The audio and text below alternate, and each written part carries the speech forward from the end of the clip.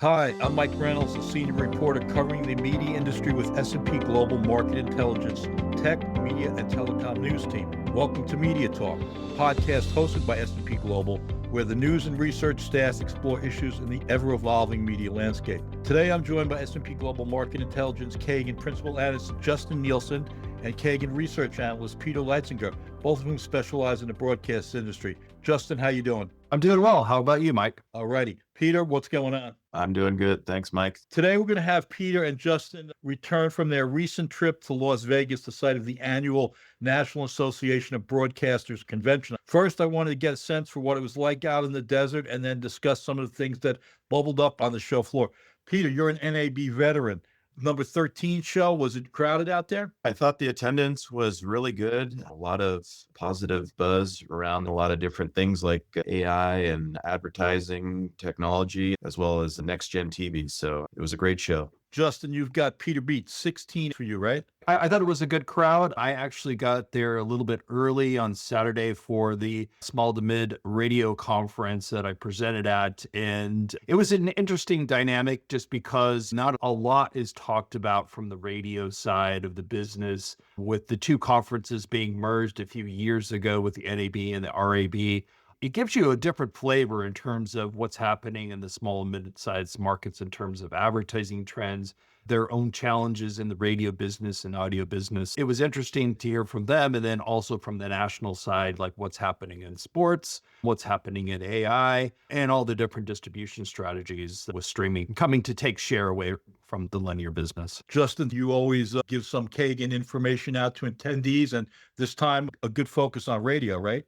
Yes, we had some new forecasts that came out for the radio business to share. As long as I've been covering the radio business, it's been fairly up and down. There was a peak there in 2006 and 2007, and then we saw the Great Recession of 08 and 09, a rebound in 2010 and 2011, and then really just a flattening of the business. There was a dip again during the COVID years in 2020, but radio as a medium hasn't really recovered like you would see in the TV business. A lot of that has to do with the streaming providers like Spotify and Apple Music and others taking away listening share, the advertising business overall shifting their focus away from analog to digital.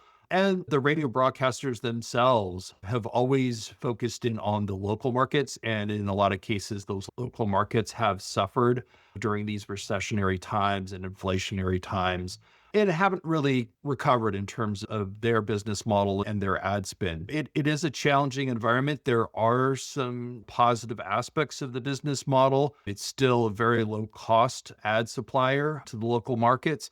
And especially now that print and newspapers have gone to the wayside, it's really the only way to get those local patrons into the businesses, into the stores, and spending from that perspective. Based on our estimates, we see about a 2.5% decline in the radio business this year. It's about $1 billion higher than it was in 2020 during the COVID year, but still about $2 billion below what the pre-pandemic year was in 2019. Still ways to get back to those levels.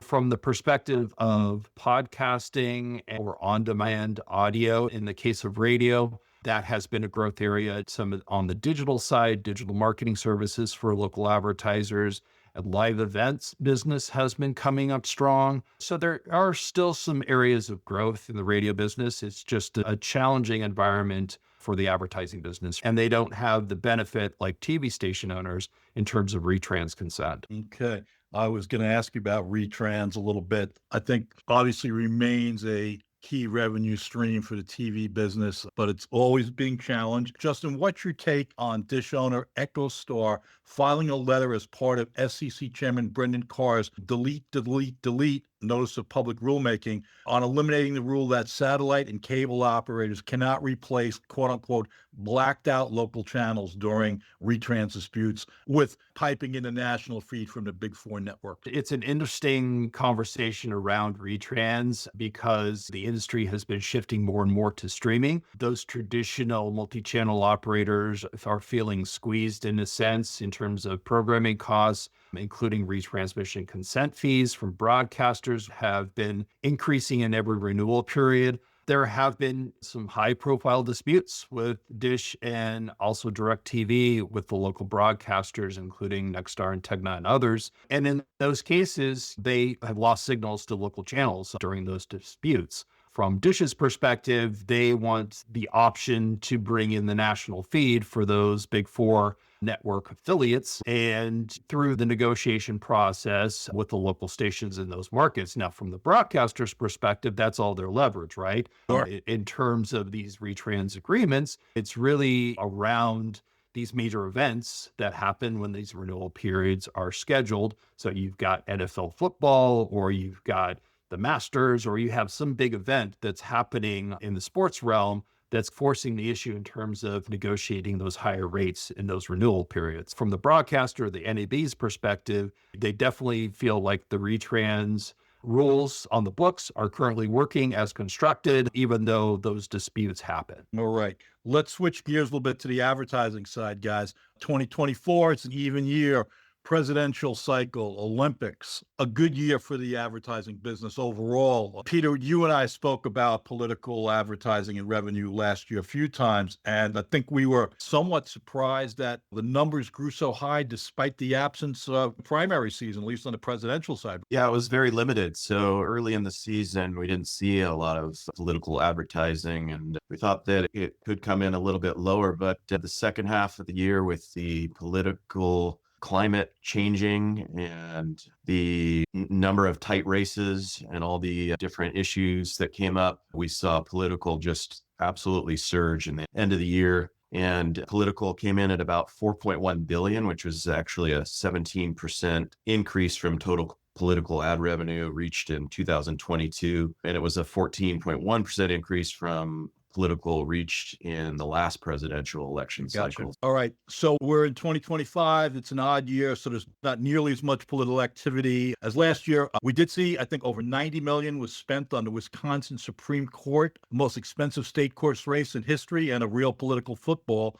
But overall, Peter, I think there's only a couple of gubernatorial races, and I don't even know that there's a lot of big mayoral races going on. So we're looking at a significant drop this year, right? Oh, yeah. But it being a non-political season, we're expecting a large drop. However, political seasons are molding into one giant election cycle. So the down years that we've seen in the past aren't as big as down. And so we're seeing a lot of political advertising start almost the day that the election ends. And that seems to be a trend that we're seeing over the last few election cycles. A lot of political advertising after the election is used for posturing for a lot of the candidates going into the political election year. If you lived here in the New York area like I did, you would be seeing a lot of activity for the Jersey gubernatorial race. And I'm assuming all the local stations here, Big Four affiliates, are benefiting greatly from that side. Justin, what's your sense for the core market coming into 2025? It is interesting that this year, I mean, the posturing around from the core advertisers perspective, so that includes like the auto category, the retail category, all Service the improvement, yep. yeah, all the services, professional services, telecommunication, pharmaceuticals, that they would wait on the sidelines until the political season was over. But really in this environment, Q1 is always soft. You come into the Super Bowl is always a big tentpole advertising event, a couple of events around March Madness and the Masters. But really, Q1 has always been the trend center, and then it builds off it for the year. And in the first quarter, it was relatively light. There's still economic insecurity around what the tariffs are going to bring in terms of advertising spend. There's a couple of launches in terms of new products, Nintendo Switch 2 and others that kind of were shelved a bit to see where the tariffs would land. So it's a wait and see approach, to be honest. And that's what I heard from a lot of the broadcasters, that advertisers are still continuing to spend in the core categories, but it's more of a wait and see approach in terms of increasing those budgets.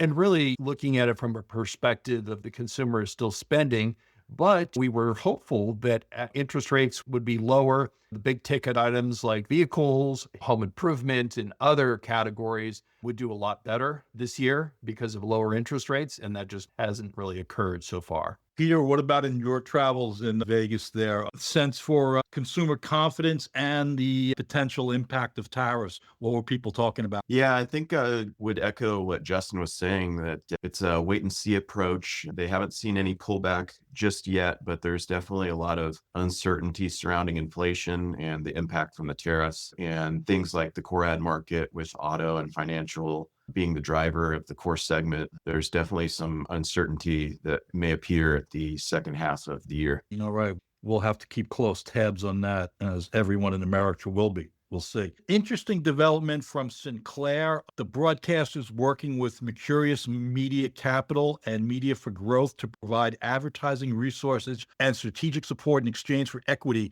in Sinclair's local media segment. I think over the past year, Sinclair said investments have been made in things called Best Day Brewing, Crush Yard, Pure Ass Coffee, Airtasker, LA Golf, Captain Experiences, Desker, or whatever that might be, Edley, and RVN Go.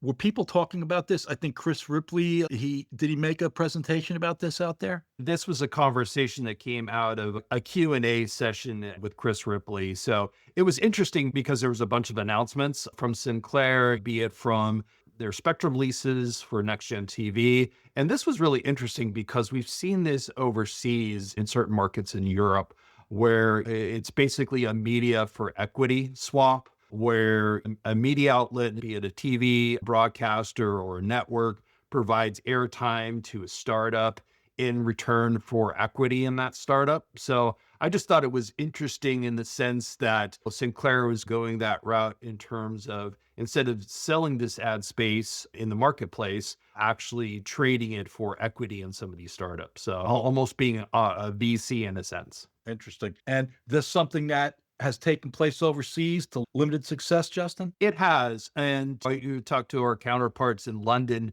and they've seen this actually increase over time, where you have broadcasters that come in that offer up this media for equity plan and have been quite successful in terms of some of this startup. Okay, guys, let's go political for a moment. The GOP administration historically is more favorable to industry consolidation.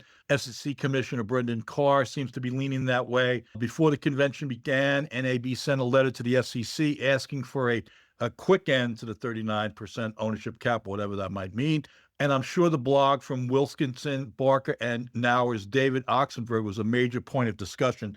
It pointed out that there was movement afoot to this end to end the cap in 2017. Peter and Justin, is there more impetus this time around for cap relaxation? I think there is, especially given the fact that FCC Chair Brendan Carr put out that NPRM to basically asking for public comments on deregulation. And there has been a lot of feedback and interest in media deregulation, especially from the broadcasters. Nexstar has formed their own letter with other station group owners, as well as the NAB has put forth their own list of recommendations in terms of deregulation, including the elimination of the 39% national ownership cap, the relaxation of the duopoly rules, and then also in radio, the elimination of the subcap. So the number of stations, FM and AM stations that you can own in a market. So those have all been on the docket in one form or another for the past 2 or 3 different commissions. Okay. And it has waxed and waned in terms of support. But I think there's a lot of at least industry support this time going forward. And it seems like from the FCC's perspective, they are definitely bringing up a lot of these deregulatory moves, forcing the issue. But in some cases, they're still going to need support from Congress and the DOJ in terms of removing some of these restrictions because they are tied to legislation that was implemented decades ago. All right, let's go to NextGen. The percentage of households, I think, is above 76% now, and the new standard can be used with up to 100 devices. What does that really mean? This is not widespread despite that kind of numbers, right? The percentage of households has reached 76% of U.S. households, but I think that's going to grow for some of the markets that are outside the 100 to 150 Okay. top markets. And I think that, eventually they'll need to convert to NextGen TV or they're going to miss out on some of the added revenue. Globally, how far is NextGen along? Were there a lot of companies casing what they're doing overseas? Yeah, I think certainly Korea is one of the front runners in its adoption, and more countries outside the US are adopting the standard. I think it was Brazil that recently announced that it had adopted ATSC 3.0. They're expecting to broadcast the 2026 World Cup matches and the Okay. matches leading up to that using the new standard. So that was a big revelation there. Justin, in your travels, did you see anything on the show floor again in terms of new programming adaptations through the standard that caught your eye? Yeah, it's interesting. The standard isn't new anymore. It's been almost 10 years in the making. And you look back to when the transition happened in terms of analog to digital, and you can liken that life cycle to what's happening on NextGen TV, although it's a voluntary transition Right. for consumers and for broadcasters. So you don't have the kind of forced switch off period like you did from analog to digital and the whole converter box program and the like. But I do see that there is momentum in terms of sunset of ATSC 1.0, which would be the current standard for broadcast because of the capabilities for NextGen TV or ATSC 3.0. They have increased in terms of the bit rates. They have the ability to do UHD or HDR broadcasts. They can also have different type of audio channels, as well as secondary channels and alike. And then potentially, because it's an IP-based standard, they can add in VOD content, interactive content in terms of advertising, targeted advertising. So there's a lot of opportunities there to monetize their spectrum in different ways in NextGen TV. The one disconnect, I would say, is the adoption in terms of TSC 3.0 capable devices. So there's been a lot of focus in terms of getting those chipsets into smart TVs. There's also set-top boxes and dongles that have been launched in terms of getting those signals. And it's really more of a marketing push, to be honest. Getting those relationships with the consumer electronics vendors, building up that base in terms of users. And now that we've got to a point where you've got 76% of US households have access to the new standard, I think once it gets to that level of scale, you will have that user adoption follow. But it's really that device life cycle that really has to happen next, because you've got the signals, you Right. now need the devices to receive them. So, yeah. Peter, I think they're talking about sunsetting 1.0 in 2029. And that's 4 years from now, which may seem like a long time, but not really. Is that doable? Do we think that we'll be a 3.0 nation by then? The consensus from broadcasters is that they want it to be done as soon as possible. On one of the panels that I was at, Michael Baird of Nexstar said that he thinks it's going to be critical to sunset 1.0 by 2028. Okay. And that's going to signal to those not yet on board that it's coming down the pipeline. I think right now the FCC is currently seeking comment on the topic, but what the NAB has asked for is a two-phase plan with TV stations in the top 55 markets covering 70% of US households to switch to ATSC 3.0 by February 28. Okay. And then the second phase would cover all the remaining markets to switch before February 2030. Okay. All right. Peter, was there a lot of talk about EdgeBeam Wireless? It's a collaboration among Nexstar, Sinclair Gray, and EW Scripps. What's going on with that endeavor? Yeah, that was one of the biggest announcements that I saw at the NAB show. And that's a collaboration from four of the major broadcasters, Nexstar, Sinclair, Gray, and Scripps, that's centered around data casting opportunities and attracting national advertisers to their collaborative footprint. And there's opportunities for data casting that are widespread. One of them, they can offload bandwidth from cellular and do it at a much cheaper rate. And then there's other things like wireless automotive software updates Right. that can easily be done. So it's an interesting agreement that they announced, and it really opens up a lot of new revenue sources for all these broadcasters moving forward. That being said, and we talked about this last year, guys, there are some estimates, and maybe they're old now, given what the new technology can bring, is that next-gen data casting revenue could reach some $5 billion in 27, and that figure could hit 11 billion 3 years later. Justin, you seeing progress toward that level? Or are they realistic? I think it's still a wait and see approach. Okay. Essentially, because some of these new announcements have just materialized, and we still haven't really focused in on how that's going to happen in terms of a marketplace for the spectrum. So I think once we get those details formalized in terms of this collaboration, how they're going to be pricing the spectrum, how they're going to deliver it to the marketplace in terms of a transaction model, I think those numbers will materialize. I think those are tentpole numbers, to be honest. Okay. I would be a little bit more conservative in my forecasting in terms of the opportunity. But again, I think it is a valuable opportunity for broadcasters to get on board, especially if they have additional spectrum once they transition to 3.0 to license out for data casting. Now, it's going to be a decision that station owners are going to have to make in terms of, do we develop the spectrum on our own and develop new channels and new programming and new functionality, or do we take a slice of that spectrum and lease it out to these initiatives? Many things at play there. Peter, last word to you. I think they're optimistic numbers as Okay. well. I still think that there's a lot of business models that are in the concept phase that Okay. will help drive revenue, but we just don't really know about them yet. So the infrastructure is built. We know that. And we're seeing broadcasters attempt to make things happen. So I think that bodes well for the growth. But I think a lot still remains with the sunsetting of 1.0. The spectrum that it opens up is huge. I think it goes from 9 megabytes per second right now to something close to 100 megabytes per second when they can finally sunset 1.0. So I think that really has to take place for everything to move forward. All right. We'll be keeping tabs on that in the years ahead. And that concludes this episode of Media Talk. I just want to thank Justin and Peter for spending a lot of time sharing their views on broadcast industry and their most recent tours of NAB in Vegas. Thanks, guys. Thanks, Mike. Thank you. And this is Mike Reynolds. As always, thanks to all of you for listening. We'll catch up soon on the next installment of Media Talk.